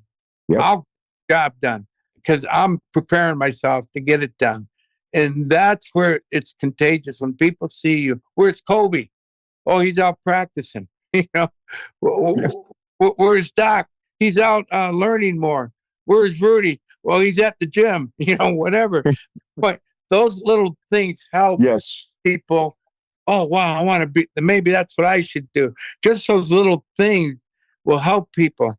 It's like when I was tired after football practice, I didn't want to go to work with the janitor because I had to go do security work or go clean the stadium after football game. You think I wanted to do that? Well, of course not. You had to. You did it because you committed to that. You did it because this helps you get through what you need to get through. Mm-hmm. That's why you do it. You don't worry about what people, oh, where you going, Rudy? Oh, I'm going to go clean the stadium. You don't tell people where you're going, or what you're doing, because they're going to laugh. So why do you want to give that joy to them when you say, hey, man, I'm all cool. I'll see you guys later. You don't have to tell them anything. Just keep moving. and do what you're supposed to do. You don't need to get their permission to work hard or get their permission to be successful. You already have it. You already have it. You just got to do it. And that's the difference. It's a hard thing. Sometimes I have to mentor dads to empower their kids. Don't yell, just empower. Well, he's not giving out his effort. Well, maybe you put too much pressure on him. Well, he doesn't get his haircut like I asked him. Well, what kind of haircut do you have? Do you make your bed every morning? What kind of example are you? It's those things that make a difference. Do you yell when you get mad, or do you sit and say, okay, we know we're angry, we know we're mad, let's settle down, let's talk about it. That's where the lessons come in. No, yeah, absolutely. And the thing is, it's funny because it does apply to all aspects in life, and it's about, and people don't understand. It's not do as I say, it's do as I do. Right. Yeah. Your children, and then the people around you, they're going to see your work ethic. They're going to see what you do. They're going to see if you quote, and make your bed is really a good term, but they're going to see how you handle yourself. Are you a hard worker? Are you always trying to help your teammates? Are you trying to help your colleagues? Do you show up when you have to do, or do you come late? Are you always late? Are you bothered when people ask you stuff? And it's just, It is the way we live our lives that can make such an impact. Not what we say. If we are horrible people ourselves and we tell our kids, "Hey, you need to do this and you got to do that," but they're like, "But Dad, you don't do that.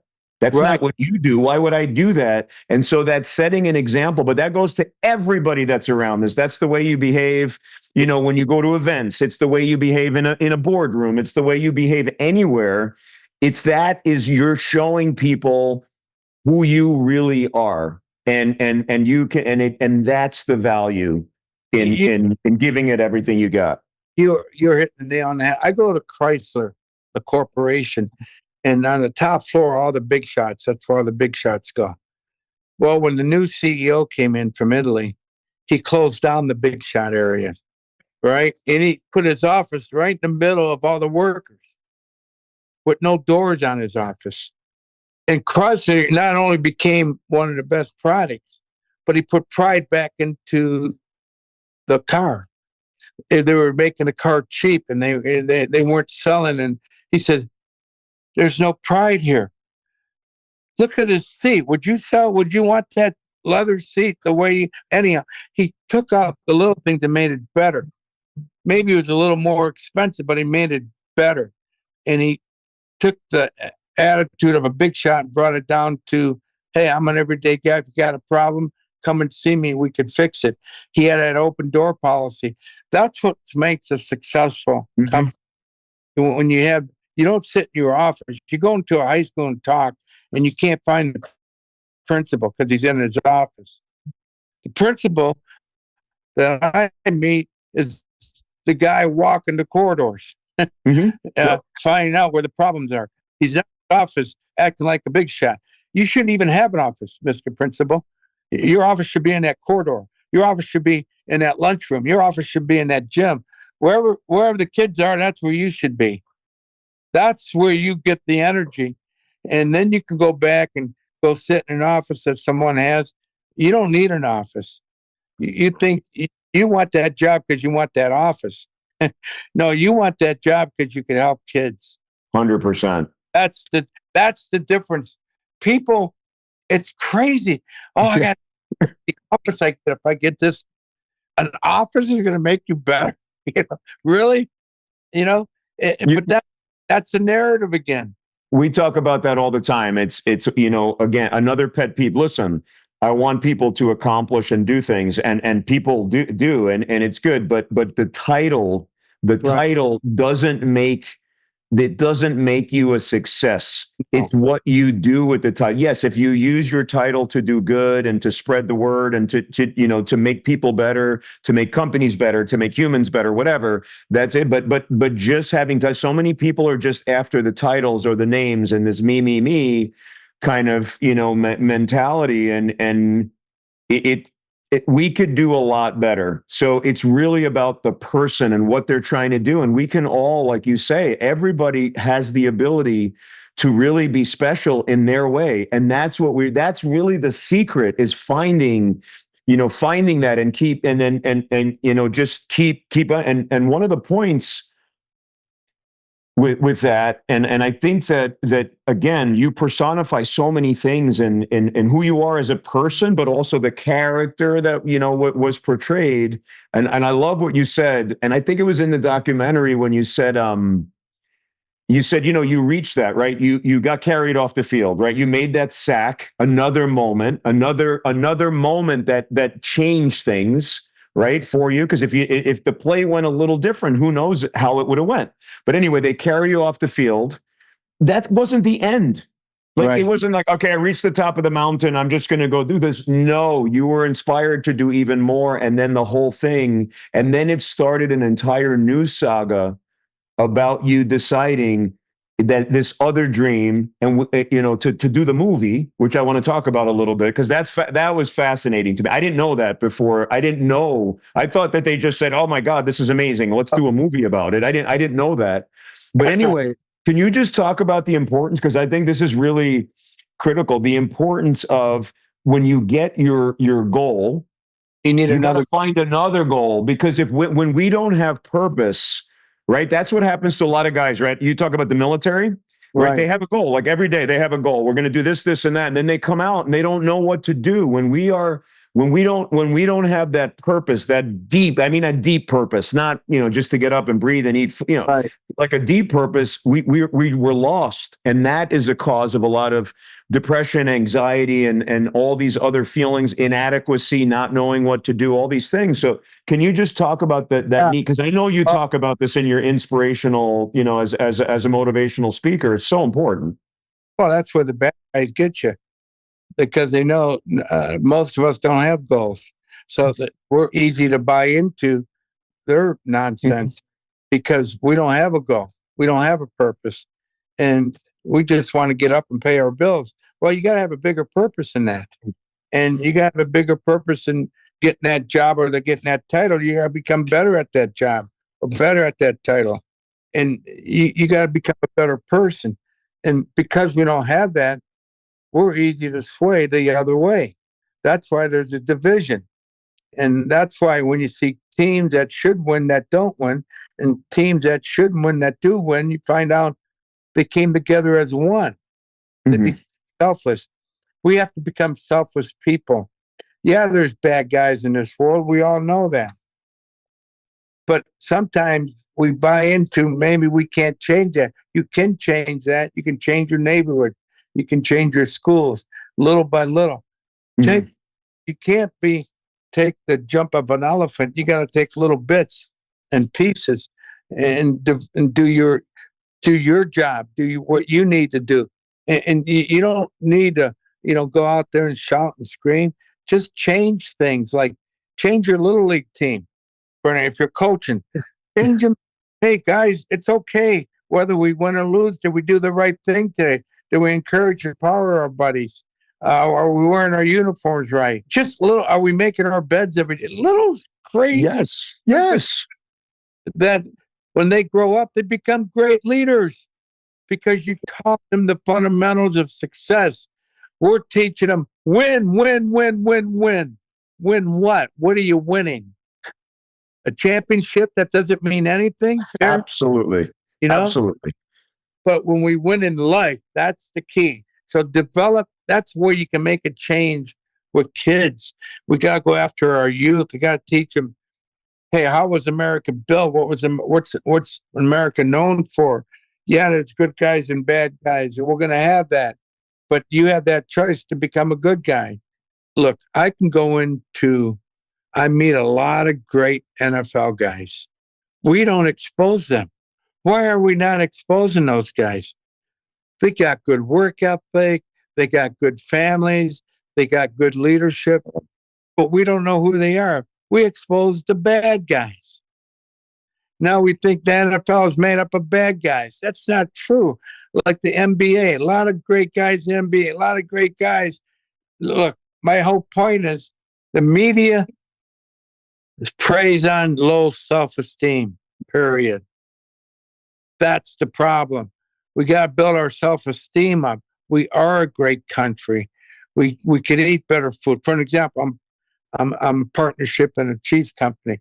We're developing omega cheese, not just cheese, not processed cheese, omega cheese, which means the cows become healthier, the cheese is healthier, everything's healthier because now we're developing the right food.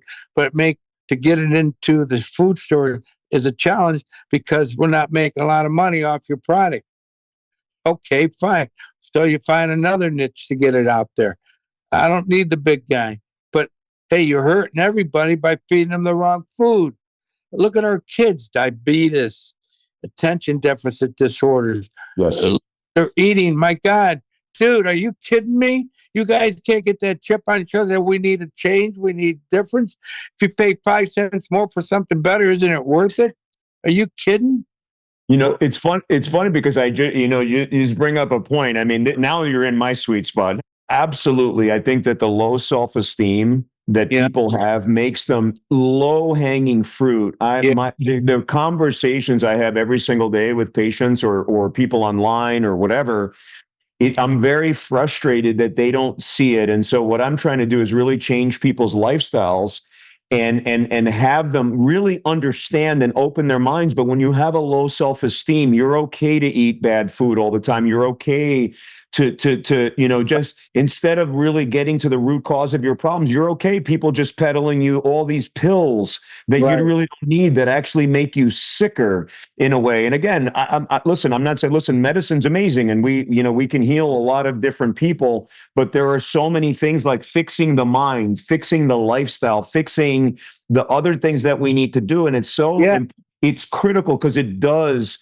tie into our self-esteem, because when you have high self-esteem and you start realizing you're sick because of your behaviors, you want to make changes, but it's hard to do that when that is not kind of the way. So kudos to you for doing what you're doing and being involved in a company that's trying to make positive health changes and having your message get out to some of the people that listen to my show. And they're listening, a lot of them are listening to it for health, but also for inspiration and things like that.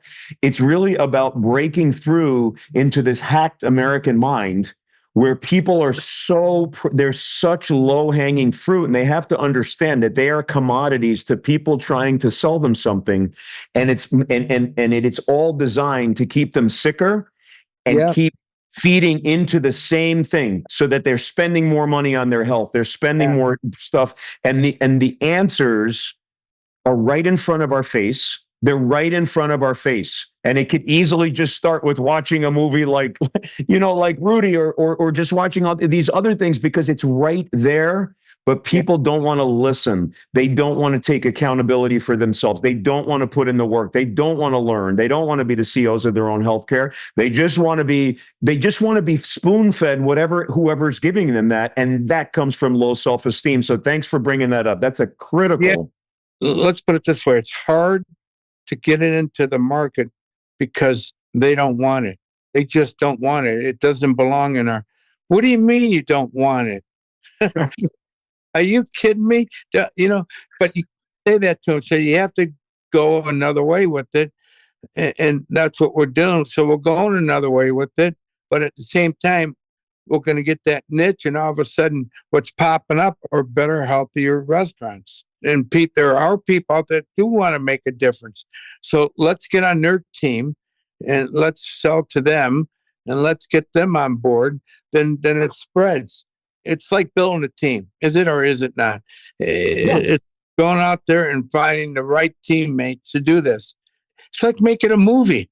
I could never make a movie if I didn't meet that whole. Listen, I met a mail carrier that helped me find the guy to write the movie Rudy. What are you talking about? Yeah, a mail carrier who was happy about his job, who had gratitude about what he was doing, and he appreciated the area he was making his job possible, that he's not passing mail out in the snow or rain because he's from Michigan. He's out in California. He has a happy. That affected me. his attitude because I had a down moment. The guy that was supposed to meet me to pitch the movie didn't show up. But that mailman, God puts people in your life when you get rid of the goofy thoughts, you recognize those good moments. And that's what you and I were talking about. Yep. You know, I didn't walk out of that restaurant and I had a pity party and a victim attitude and walked out and saw that mail carrier with a smile. And my initial reaction was, hey, thanks, man. I needed that. If you didn't have that attitude to thank somebody for making you feel good, guess what? You would never found an opportunity that's there right in front of you. And it was there right in front of me. Well, I didn't know, but that guy liked me. Then I liked him because of that. He brought me to the writer who wrote the movie Hoosiers, who ended up writing the movie Rudy because he hated Notre Dame. He didn't not want to write another sports story, but because he was paid now to write Rudy, because in life, sometimes people who don't want to do something needs to do it, and they don't realize they need to do it. And sometimes that's got to be brought to them in a different way. And that's how Rudy happened, because there was a president of Columbia Pictures that wanted a sports movie, who had $25 million to write a sports movie. And if I would have sat in that restaurant and had that victim attitude and not thank the mail carrier for his smile, and he liked me, I liked him, he brought me to his house. He wasn't supposed to, but he was like that angel that pointed at the house. That's where he lives. And you knock on his door, and the first thing the guy says, hey, man, how'd you find me? And your response is, hey, you're late for lunch, dude. You know, and that responded to, I'm sorry, I've been up all night. I hate Notre Dame and I don't want to write another sports story, but you got a good story. But you hang on to positive and develop a relationship. That's what insurance taught me. That's why I had to sell insurance for 8 years, to learn about what people needed, not what you needed. So everything you do has a purpose. Ladies and gentlemen, this is so true. Whether you work in a power plant, there's a purpose there. Whether you work as a laborer to get to be that job, you have a purpose. Show up every day, do your best, and learn. Plain. Because when you get to your real deal, those habits, those formations will make you a better person, get through your tough times. That's what I'm talking about. Yes. That's exactly what I'm talking about. And that's why I say you do things sometimes you think that's not necessary. That is necessary to build your character, to build your confidence. And you have gratitude. Oh, okay, thank God I changed. I still could be shoveling coal, you know? Good thing I did that. Good thing I jumped out and leaped out. And good thing I took my advice of my friend and go for my dream and don't live for regret. I mean, all these things paid off, but you had to go through that journey of moments. That's what we're talking about. We have all these moments. What are you doing in these moments? Are you quitting in these moments? Are you learning from these moments? Are you have gratitude in these moments? Are you leaping on in faith? You know, I always wanted to be on Broadway. Only way I got on Broadway because I went out to Broadway, so I wanted to do a Broadway show. No one was looking for me. And by the way, the movie is no different. No one wanted to do Rudy. Notre Dame didn't want to do Rudy, but the movie Rudy got made because it was done through relationships and moments. And because of those moments and relationships, Rudy just happened to be Rocky and Rudy, some of the best sports movies ever told. And I get to speak to you. I would never met you if it wasn't for me walking out of that restaurant. You know, I would never met people. I don't know. It's just how life is. You have to get uncomfortable to get comfortable. Like we talked about the parachute opening, if you don't jump, but you knock on the doors. And I love it because, now like that, we kind of have a lot of your story, right? You found your way in Coach, Parisian's office, and you just kind of got your way in there, and you didn't know if you should do it, but you did it. You introduced yourself, you started that thing, and then you kept on, right? You met with the priests, and then the same thing with the movies. You got to just keep knocking on the door. knocking on the door, because you're building relationships, you're doing stuff. It's part of the journey, and people they stop doing it. And that's why, like, the inspirational message that you bring is really right, to keep knocking on the door. Well, yeah, but here's the key to knocking on the door. You said it, and I'm going to say it again. Remember, if I didn't make that choice to go into the Navy, our choices control where we go. I made the choice to enlist in the Navy. I did not join the Navy, and I showed up at Notre Dame and met Coach Eric Barsesian, who was in the Navy. Yes. Who connected to me because I was in the Navy. He said, "You're a veteran. You come and see me when you get in." He didn't ask me my speed. He didn't ask me how fast or how good I was. He said, "When you come in," because he knew the character of a veteran. That's why I say sometimes we do things in life that we don't understand. Why you need it to build your self-confidence. Do the things that will make you, like, do you think I wanted to go in the Navy? Hell no. But I had to, because I didn't want to get what? I didn't want to get drafted. I wanted to join something I can control, was the Navy. I can control that. Always go where you can control something. Anything you do is because now you can control boot camp. Now you can control what you're going to do. And it becomes a better moment. And it's okay to get drafted too, as long as you know you got to work hard and you're doing it for your country. And sometimes I see this. I mean, I lost friends in Vietnam who were friends of mine, and I lost friends in real life that made bad choices too. Vietnam or in life, it's the choices they made and where they put themselves. I'm not saying being drafted is a bad choice. I'm just saying being drafted, that's the path you had to take. You got to make the best of it.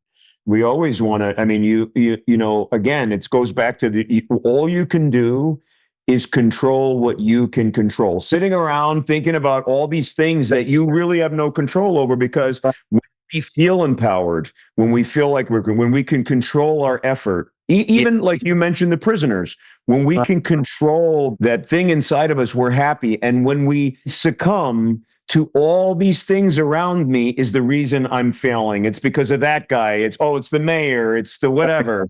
That is a source of complete discontent. Whereas if you're in a position, no matter where you are, if you control the things you can control and you're really dedicated to that, you put the work in, even when no one's watching, that's the secret, of we're getting better in life.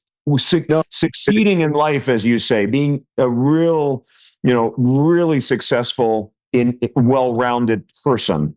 It's funny. It's funny you talk like that. But where'd you get that from? Where did you get this understanding of these simple but most complicated principles? Well, one was the movie, Okay. But honestly, I mean, the reason that and I know that you were even working on a documentary talking about how the movie affected, people. But it's interesting because somebody like myself, I talk about it all the time. This podcast is about the guests and whatever. But just briefly, I grew up in an environment where there was a lot stacked against me. Right. I grew up in an adopted household, and I had to deal with racism, and I had to deal with all these different I had to deal with a lot of different things. And I grew up in the Bronx. And so I love when you talk about your hometown. I grew up in the Bronx. I'm a Mets fan. I'm really sorry. I know you're a big Yankee fan. But anyway, my everybody in my family, oh my God, my father-in-law, biggest Yankee fan. He might outdo you. I don't know. You guys would have to duel over that. But growing up in a very difficult environment, I mean, I had loving parents, but the environment was difficult, but I was always told I couldn't do it. I always had these big dreams. I wanted to do this stuff. And I would tell people that, and people like, and I did well in school, but they're like, you can't do that's really hard. Yeah, you go to med school, you're exaggerating, just be normal. Why do you have to be different? Why can't you, we are all doing this and all that stuff, the stuff I went through in my high school. And at some point, I just started realizing I have to control my environment. Exactly the words that you said before. I have to control what I control, and I have to block out this negative stuff. It just really helped me to focus and really get laser focused on what I wanted to do, and was able to put in the work. And now I want to bring a lot of this. And I'm also into like Les Brown and Zig Ziglar, Yeah. all these guys. I love these guys.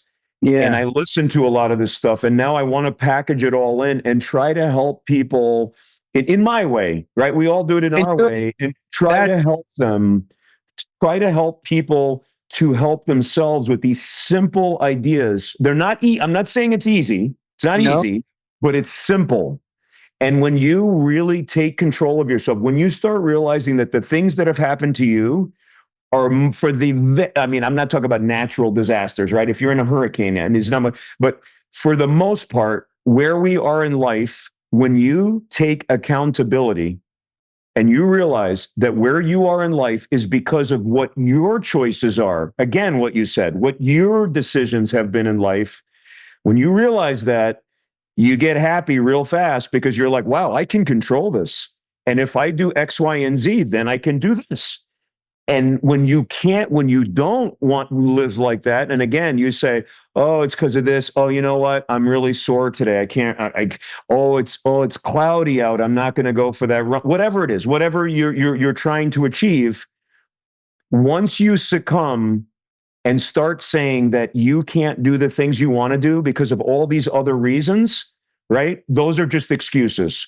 And it's not the right way to live. And it's so basic. And that's why I'm so inspired by this talk. I mean, you could tell, I mean, I am fired up. I'm trying to control myself. This is me. I'm fairly relaxed. I can get a lot more animated than I am now. But thank you, because you're bringing it out in me, and talking to somebody like you. I mean, I can't, I mean, I'm beyond inspired.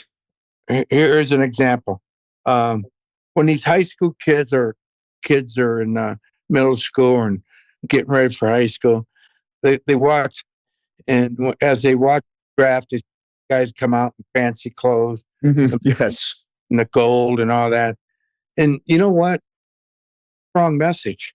You don't have to look fancy to be somebody. You don't have to wear all the ding and the dang to be somebody. You know, you're already somebody. You overcame great obstacles to get there. Look at your mother, how proud she is. Look at how you're making that family feel. I can mention names, but I won't. But there's some, like I told you, man, there's some great guys in the NFL that could be great examples for what you're talking about. Hey, like the plumber yesterday, he played for Green Bay. He's a plumber. You know why? Because he's doing something he always wanted to do. He wanted to be that plumber. I knew he was going to be the guy I trusted the minute he walked in my house. It was his attitude, his smile, his gratitude. I said, hey, dude, you played football. Yeah, I did. He didn't know who I was. And I said, wow, you're amazing. I love your spirit. He said, thanks. And he fixed the problem. And I allowed him to make money off me because he knew what he was doing. Does that make sense? Absolutely. And because of that, we had a relationship. It grew during the process of him doing it. And once he found out who I was, and I watched your movie 100 times. And I told myself I wanted to be that, what I wanted to be. I didn't want to be what they told me I had to be. But I loved, he played sports because he loved it, but he always wanted to be a plumber. Think about it. It's okay. 100%. You know, 100%. you don't have to be that big shot to be somebody. You're already somebody doing what you love doing. And that's my message. What do you want to do? You know it as well as I know. I can't simplify. It's hard to break down because it's so simple. And the simple thing is be what you want to be. Do the stuff that you love. Find that, again, we get one at bat at this thing, like sitting around, being pigeonholed, doing what other people want you to do, being pigeonholed in that, or because people have certain expectations and want you to do this where your heart's over here, is the easiest way to live just a life of discontentment. And it's about the simple things. The other thing, I just love what you're saying. It's just these narratives come out, right? As we start, as we talk here and whatever, it's this narrative of, It's not about the glitz and the glamour and the titles and this and that. It's about how you make other people feel.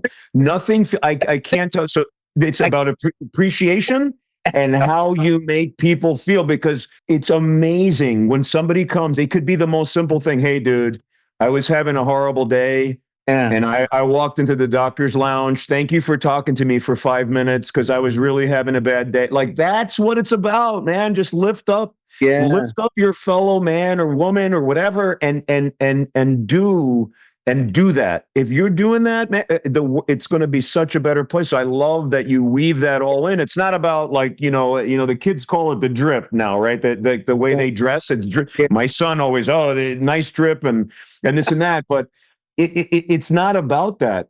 It's about the work. It's about the stories that went into how did you get on that podium? Not about, oh my God, I'm having this pinstripe white suit with the earrings that, the $100,000 earrings. That has nothing to do with anything. That's the opposite of the message we want to get, right? As I look at you and I say to myself, wow, he's so positive, such a great man, but I can't be you. You're too good looking. You're too in shape. Oh, come on.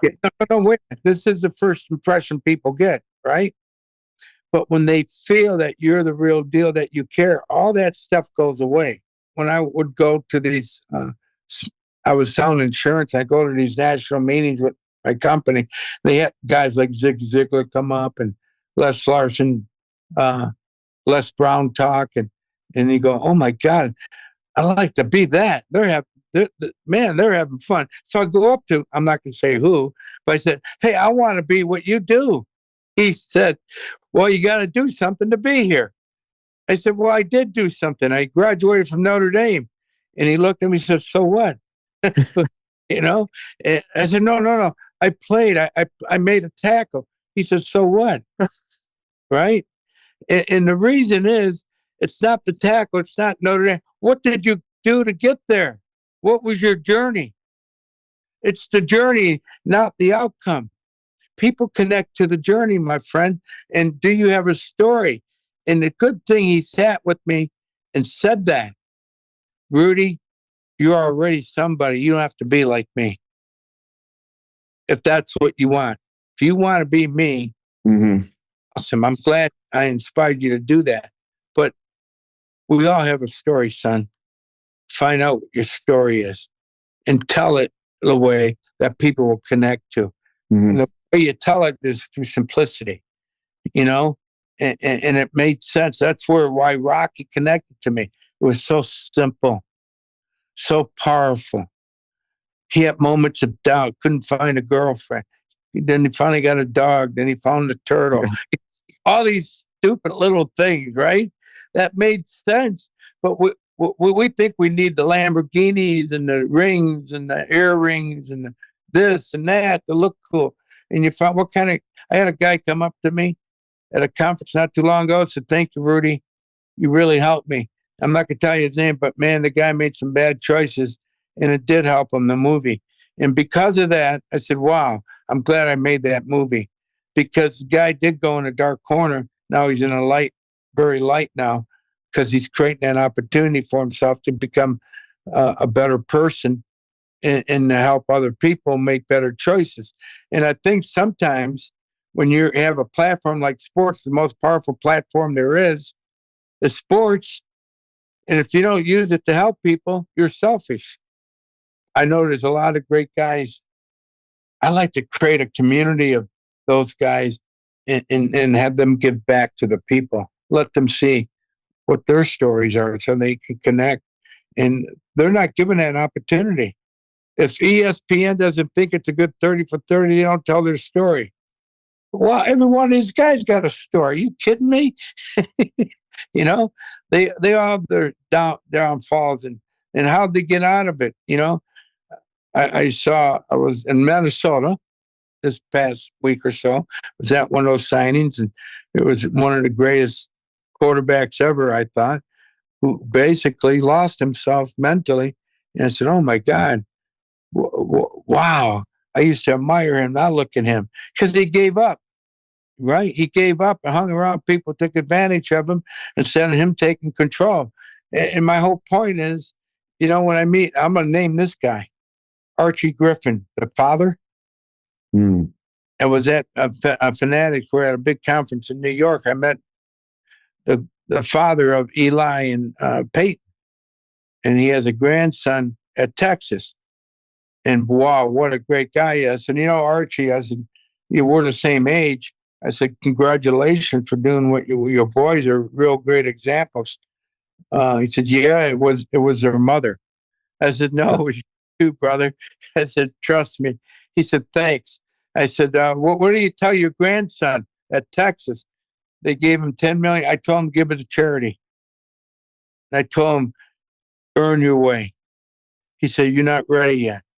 And I said, that's great advice, because this NIL stuff, they take the money of these guys and they buy it. He said, he doesn't need $10 million. People who need the money, so give it to charity, Mm. So my whole point is he's teaching them the value, right? And I saw him play. There's a guy ahead of him, but he said, just earn your way. You need to be developed. Don't rush yourself. So now he's going to be a junior. He'll probably get his shot next year, but he's earning his way. He's not being selfish. He's being selfless. And I think that's the best. That's why I take advice from a guy like Archie Manning, guys like that understand the basic fundamentals of a family. And even though we have it, all my boys have this. It's his mother. It's her mother. No, it's you too. They gave him principles and stuff to stick to make them better people. Now that's my story to Archie. Whether it's true or not, it was true to me. And I like to mention his name because I always looked at him. I could never talk to Archie Manning. He's the guy that came up to me when he found out who I was. Because they come up to you, the great ones will come up to you and talk to you because you helped them. Is that awesome? It's beyond awesome. Your story with Kobe and even Stallone, when the pictures with you with Stallone, who's a huge. I mean, I'm such a huge Stallone fan. I mean, it's just hey, listen, come on, it's Rocky. So funny because I wrote him a letter in 1982, and he writes me a beautiful letter back. Not my cup of tea. Well, years later, we meet in a private airport, and he has a movie called Cliffhanger. I have a movie called Rudy, and there's John Travolta. Look who's talking now, action hero. Sleepers in Seattle, Rudy, and Cliffhanger. That's Columbia TriStar. That had fun to put into these movies to make, and he was part of that. So we met on different levels, but on a level of respect. He respected me. He wanted to meet me. He wanted to spend time with me. We got to talk. And he says in an article, I want to be like my friend Rudy. I want that legacy. He was perseverance. He doesn't want to be known as Rocky because he wants to be known. Look what I've done too. But he was bringing his messages through other stories. Is my point. And it was a great conversation. And you always meet those type of people. They will come into your life when it's time. I think that the other thing that we can take out of this is that having an appreciation for what's happened to you, and you are such an appreciative. Everything is about, like, your brother. When I watch the documentary, when I eat the movie, you can tell how much you appreciate and how special, like, all these moments are to you. And I can just tell you said it best. Is like, sometimes you had to work so hard, whereas the guys that had the scholarship guys, like, your goals are nothing for them. Like, it's not, they're just there, and they're not all of them, and they're different things, or people that were just students at Notre Dame. Right.